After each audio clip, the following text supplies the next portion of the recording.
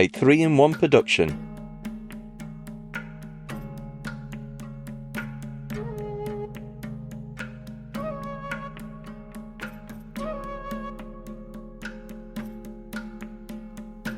I was just sitting there, feeling really fed up. I couldn't do anything else. I hadn't been able to use my legs for ages. All I could do was just sit, rejected and neglected. And I weren't alone. There were loads of us sitting round that pool. All of us was handicapped or infirm in some way. All day long we'd sit there and watch the water as it was stirred by the breeze in the sunlight. I weren't the only one feeling sorry for myself. We were all fed up. It was as if none of us knew any hope at all.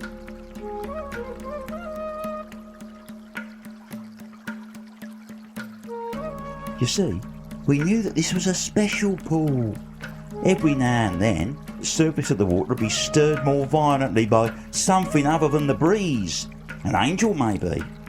Then the first one into the water would be cured of whatever it was that afflicted him.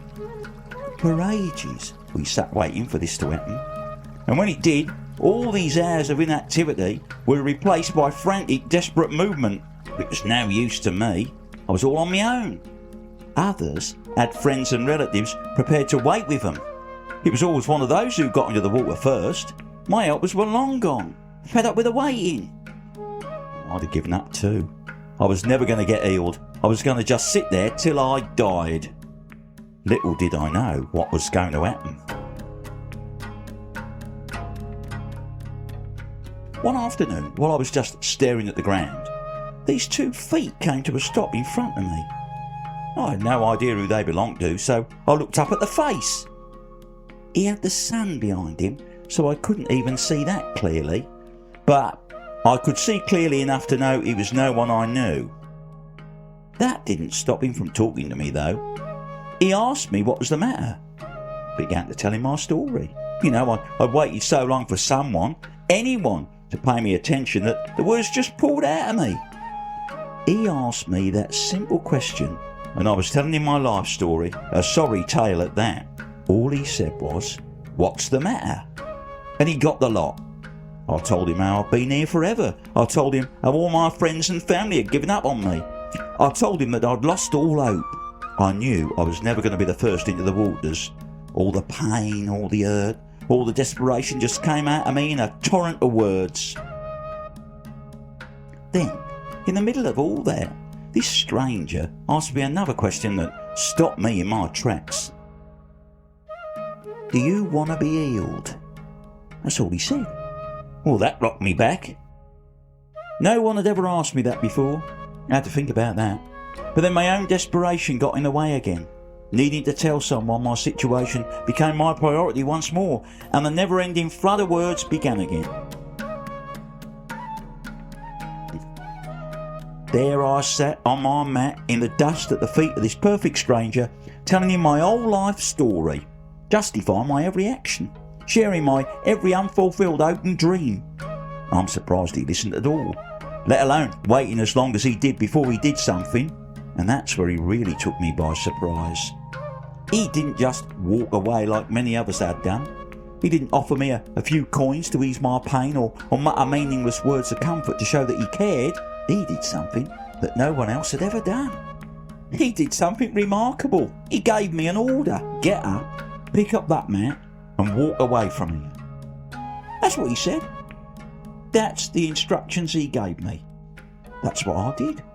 In an instant, I was suddenly walking down the street away from the pool, carrying the sleeping mat that I'd laid on for I don't know how long. And that's when the trouble started. I had gone more than a few steps when these 2 temple gods jumped on me. They wanted to know what I was doing. I told them I was carrying my sleeping mat. The next thing I knew, that had become a capital offence, because I was doing it on the Sabbath. I tried to explain that I'd been sick and lost all track of the days of the week. I wasn't even sure what month it was. It was no use. They were going to drag me off and see I got a good stoning.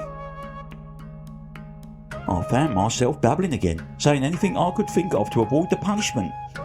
I guess I must have told them that someone had told me to do it, because that stopped them in their tracks. right there in the middle of the street. They wanted to know who he was. They could smell the blood of a bigger prey here, and they wanted me to point them at it. But I didn't know him. I'd never seen him before in my life. Try as I might, no matter how hard I looked around in the street, I couldn't see him anywhere now. Nevertheless, it was enough to get me off the hook. They took my vague description, dropped me in the dust, and were off like a pair of jackals searching for their latest kill. I felt sorry for him. He'd done me no harm. Quite the opposite, in fact. He'd changed my life forever. He'd lifted me out of my suffering and given me a new life. And all I could do in return was to betray him. There's nothing else I could do, was there? I had to look after number one, didn't I?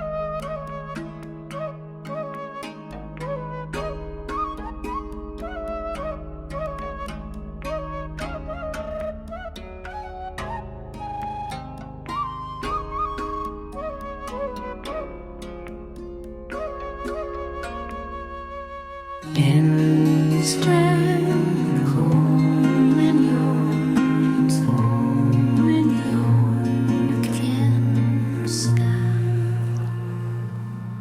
A Man at the Sheepgate was written by Roger Price, performed by Alan Grocott, and produced by Nadim Choktai.